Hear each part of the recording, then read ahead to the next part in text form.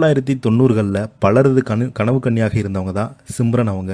VIP என்ற படத்தில் அறிமுகமான இவங்க அதைத் தொடர்ந்து விஜய், அஜித், கமலஹாசன், சூர்யா, ரஜினிகளுடன் நிறைய திரைப்படங்களில் முன்னணி நடிகையாக வலம் வந்து கொண்டிருந்தாங்க.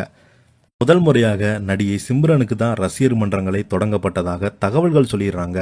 நடனம், நடிப்பு என எல்லாவற்றையுமே கலக்கியவங்க தான் சிம்ரன் அவங்க. இவங்க ஆடிய ஆழ்தோட்ட பூபதி பாடலை இன்னும் யாராலுமே மறக்க முடியாது. நகைச்சுவை, சென்டிமெண்ட், காதல், கோபம் உள்ளிட்ட அத்தனை ரசனங்களையும் சிறப்பாக காட்டக்கூடியவங்க. தற்போது அவங்களுக்கு 48 வயதாகிறது. ஆனால் அப்போது பார்த்தது போல இப்போது அவங்க இல்லவே கிடையாது. நதியா போல சிம்ரனுக்கு தன் உடலை பராமரித்து வராங்க. இவங்க தமிழில் மட்டுமில்லாமல் தெலுங்கு, ஹிந்தி, கன்னடம், மலையாளம் உள்ளிட்ட படங்களில் நடித்திருக்காங்க. சிறந்த நடிகைக்கான ஃபிலிம்பேர் விருதையும் பெற்றிருக்காங்க. அதே போல் கன்னத்தில் முத்தமிட்டால் படத்திற்காக இவங்க ஃபிலிம்பேர் விருதையும் பெற்றிருக்காங்க.